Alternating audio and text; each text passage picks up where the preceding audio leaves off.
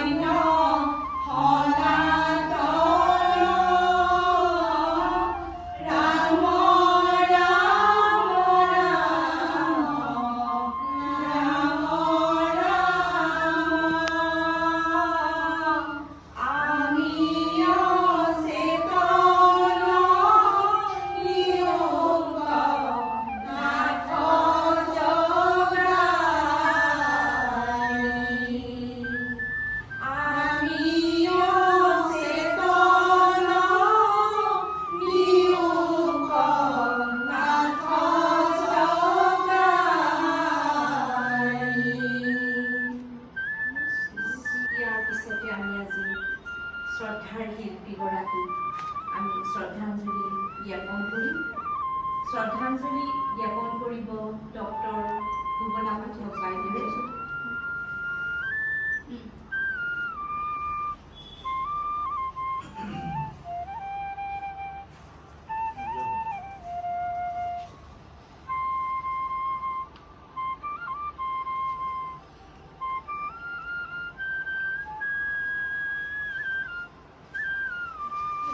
ইয়াৰ পাছতে শ্ৰদ্ধাঞ্জলি জ্ঞাপন কৰিব ৰুমি ভট্টাচাৰ্য বাইদেৱে।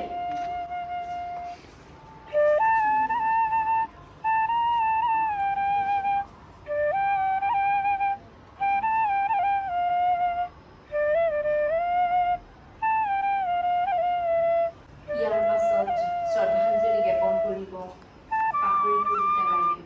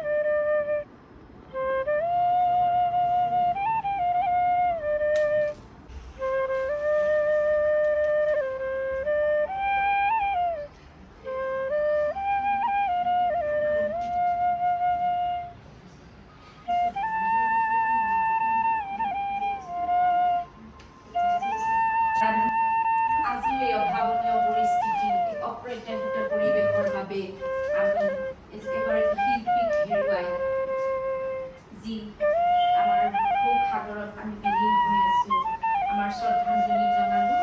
আৰু এই শ্ৰদ্ধাঞ্জলি পিছতে আমি সকলোৱে শ্ৰদ্ধাৰ শিল্পীগৰাকী যেন বিদেশ আত্মাই পৰলোক প্ৰাপ্তি হৈ স্বৰ্গত স্থান পায়, তাকে সুঁৱৰি আমি ভগৱানৰ ওচৰত এক মিনিট সময় মোৰ নামত সেৱা কৰোঁ। আৰু আমি এতিয়া অন্য প্ৰাৰ্থনা কৰিবলৈ গৈ আছোঁ।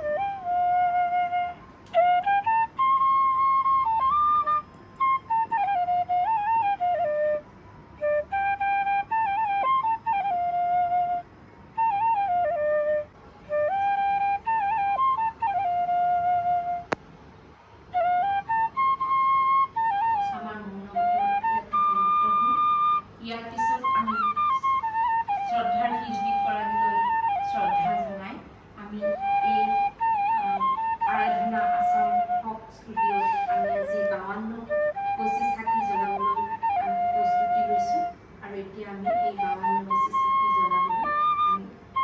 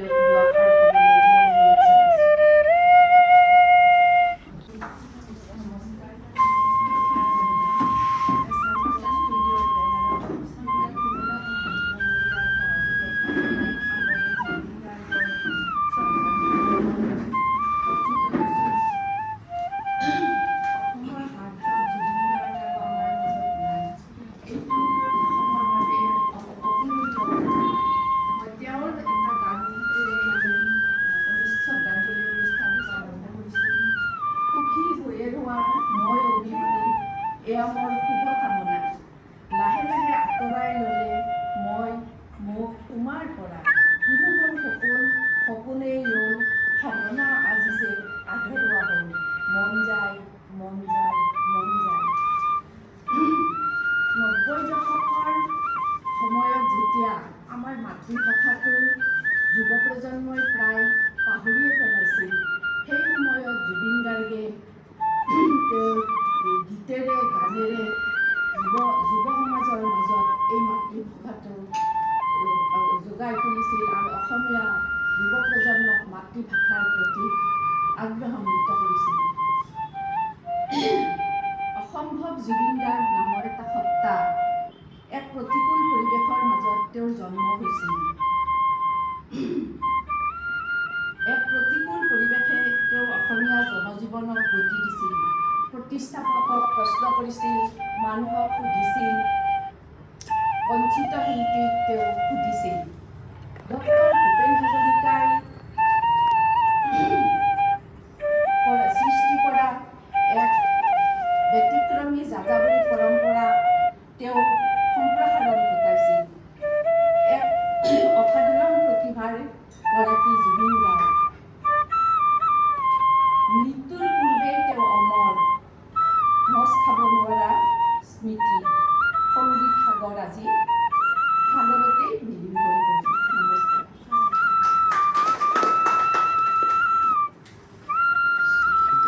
সুন্দৰ কবিতা আৰু কিছু মহত্বপূৰ্ণ কথাৰে বাইদেৱে প্ৰয়াণ ঘটা শিল্পীগৰাকীলৈ শ্ৰদ্ধাঞ্জলি জনালে আৰু বাইদেউক আমি আমাৰ ফালৰ পৰা ধন্যবাদ জ্ঞাপন কৰিছোঁ।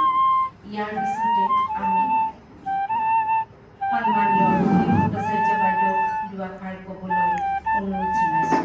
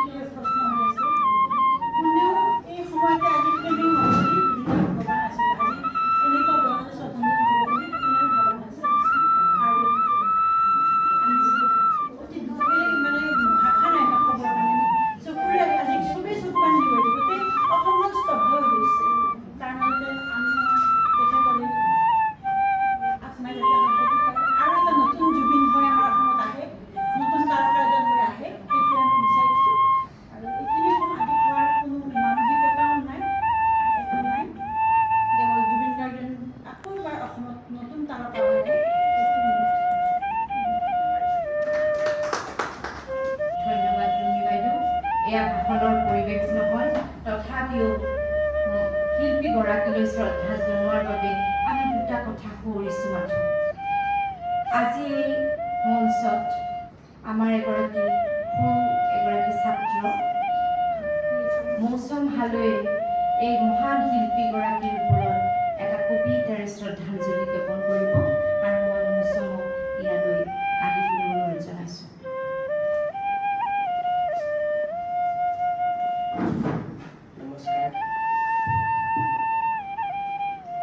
নমস্কাৰ। আজি মহান ব্যক্তিজনাৰ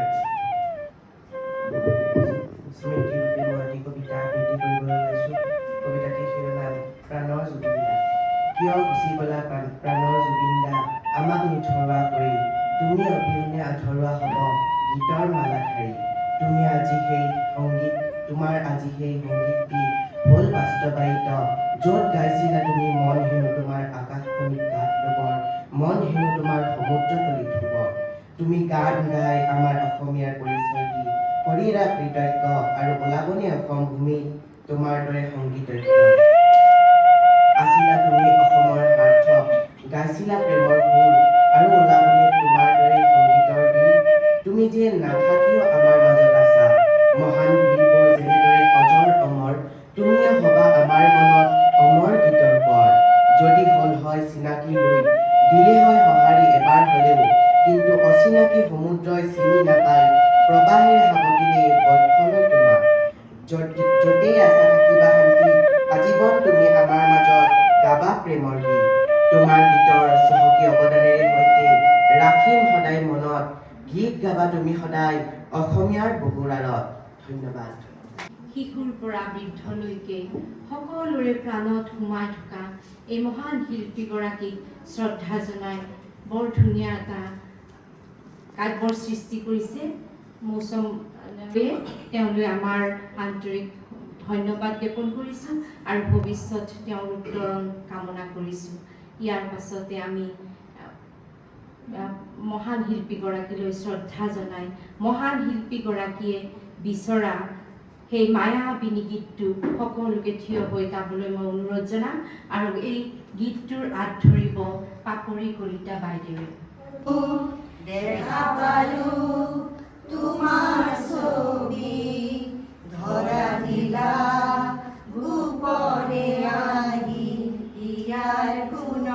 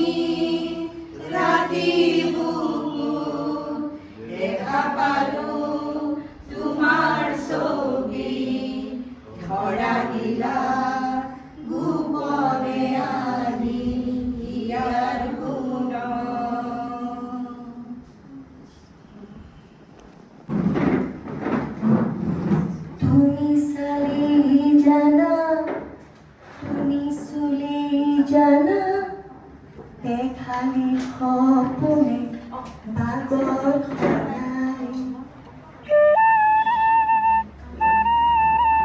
আচলতে বান্ধৱী হৈ পৰিছোঁ। যোৱাকালিৰে পৰা সমগ্ৰ অসমবাসী, ভাৰতবাসী কাৰো চকুতে টোপনি নাই, পেটত ভাত নাই। আমাৰ হিয়াৰ আমঠু অসমৰ সুসন্তান জুবিন গাৰ্গৰ অকাল মৃত্যুৱে সমগ্ৰ দেশখনক জোকাৰি থৈ গ'ল। কোনেও সপোনতো ভবা নাছিল যে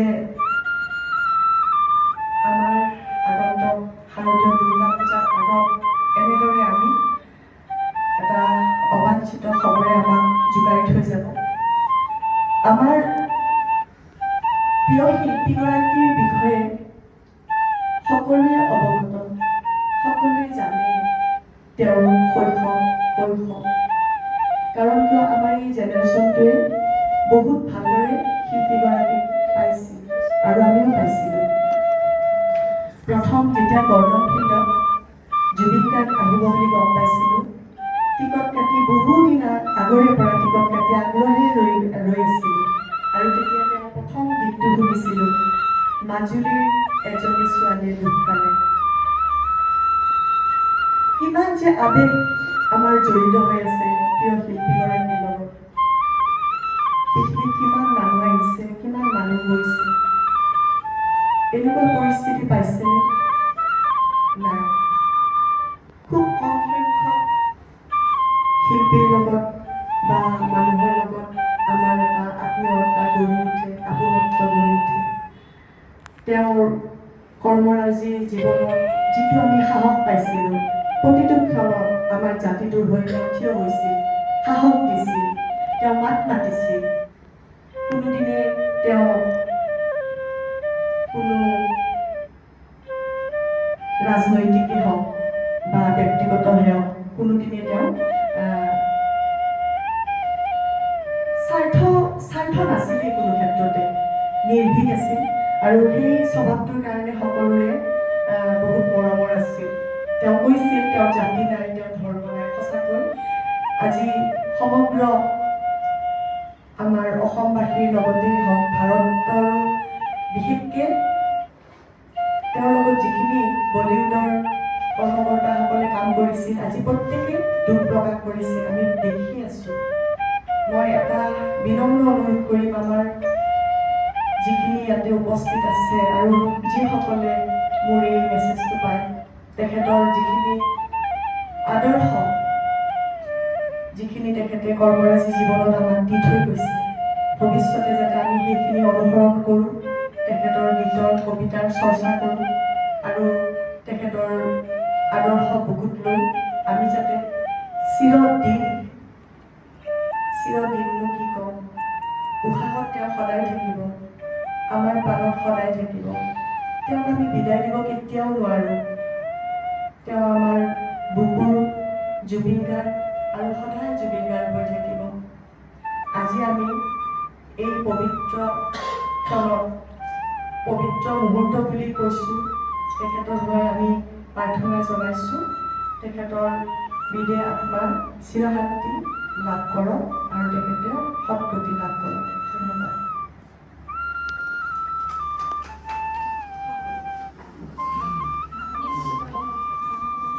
মহান শিল্পীগৰাকীৰ শ্ৰদ্ধাঞ্জলি জনাই শোকসন্তপ্ত পাপৰি বাইদেউ কিছু কথা ক'লে, তেখেতক ধন্যবাদ জনাইছোঁ। ইয়াৰ পিছতে দীপাংকৰ বৰ্মনকো মই মহান শিল্পীগৰাকীৰ বিষয়ে দুষাৰ ক'বলৈ অনুৰোধ জনাইছোঁ।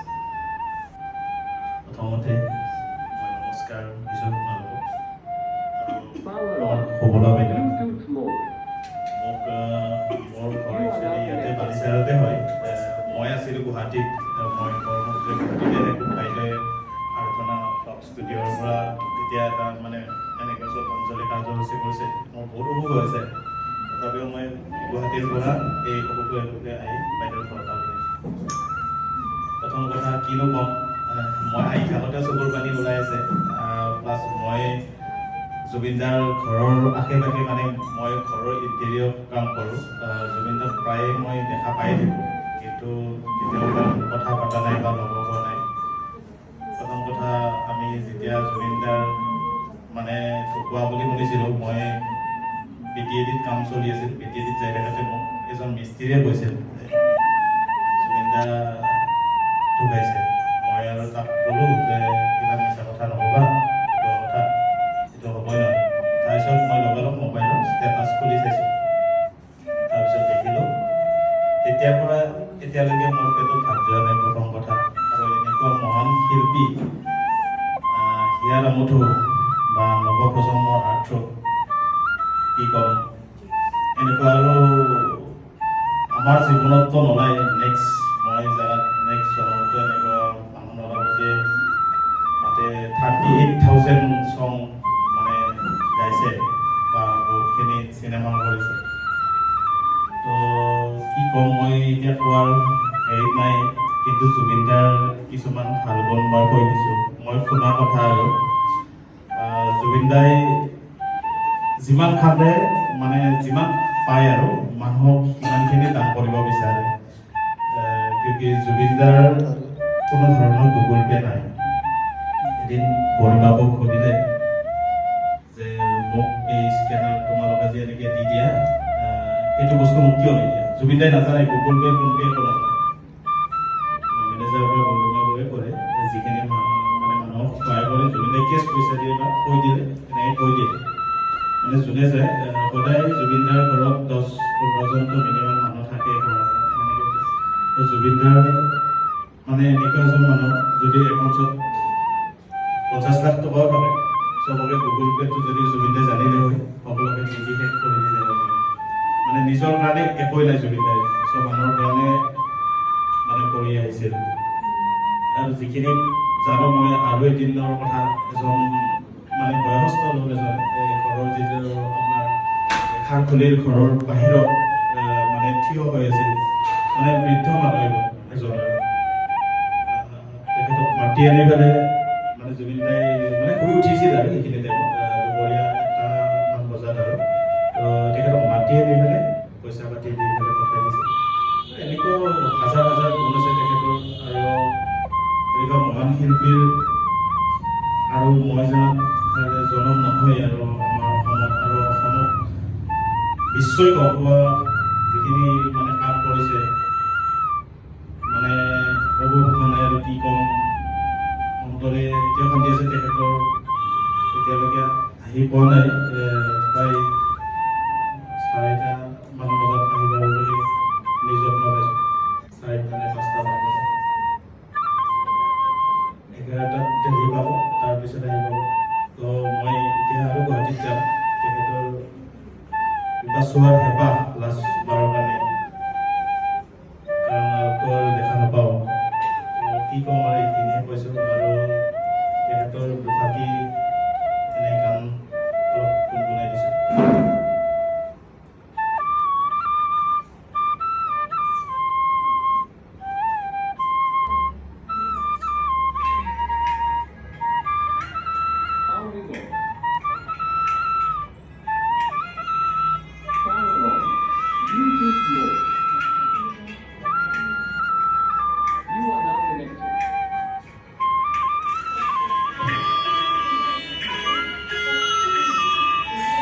तुझे पपिया तोरा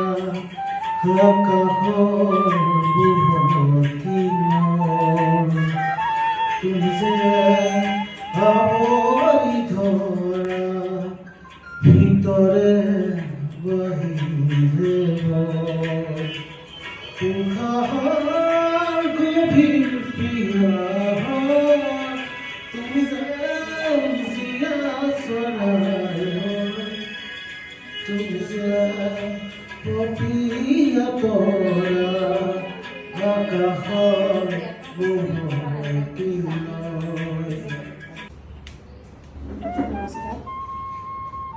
প্ৰথমতে মই আমাৰ আৰাধনা আছাম বক্সৰ যিখিনি আমাৰ সদস্য আছে সকলোকে নমস্কাৰ জনাইছোঁ। আজি আমাৰ যিটো অনুষ্ঠান এইটো আচলতে একেবাৰে দুখ লগা। তাৰোপৰি আজি কালিৰ পৰা সকলো মানুহখিনি আচলতে দুখতে আছে, এইখিনি সকলোৰে জ্ঞাত। তাৰপিছত মই আৰু ইমান দুখৰ মাজতো ক'ব নোৱাৰিম। বিশেষকৈ যুৱচাম বেছি ভাঙি পৰা হেন পাওঁ মই, কাৰণ মোৰ ল'ৰাটো কালি কলেজৰ পৰা আহিয়ে ভাত খাব পৰা নাই।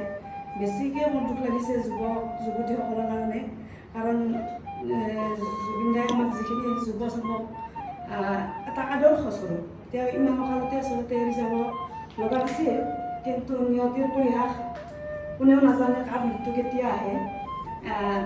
কিন্তু মই জুবিনৰ বিষয়ে বহুত শুনিছিলোঁ যে তেওঁ আচলতে মানুহটো সকলোকে সহায় কৰে, কিন্তু জ্বলন্ত উদাহৰণ এটা আমাৰ বৰপুৰাত মোৰ বান্ধৱী এজনীৰ ল'ৰাটোৰ হাতখন ছিঙি গৈছিল।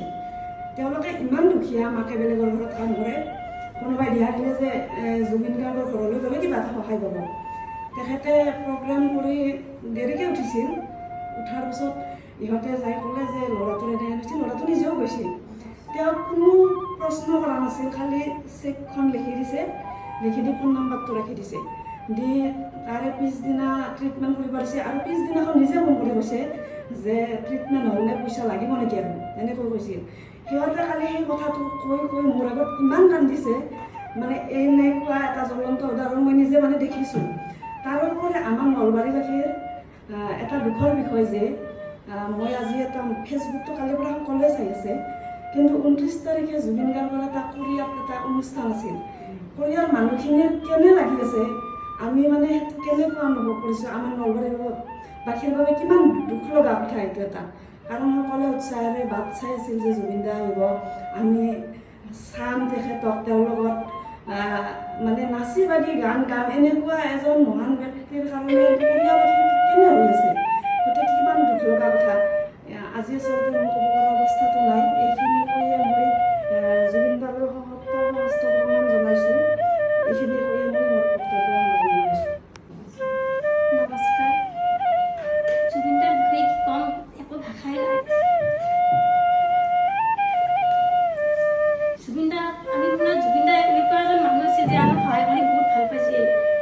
জানিছিলোঁ যে জুবিন দাই য'ত প্ৰগ্ৰেম কৰে, প্ৰগ্ৰেমৰ পোৱা টকাখিনিও মানুহকে দিছিল। জুবিন দাই নিজৰ কাৰণে একোৱে ভবা নাছিল, আৰু কৈছিল যে মই ঘৰত থাকিব সময় নাপাওঁ, যে মই হাবিতে থাকিম। গৰিমা বৌয়ে প্ৰশ্ন কৰিছে তুমি মোৰ লগত কেতিয়া থাকিব সময় পাবা, কৈছে মই ৰাইজৰ মানুহ, মই ৰাইজৰ হকে কাম কৰি ভাল পাওঁ, সেইটোৱে শুনিছিলোঁ।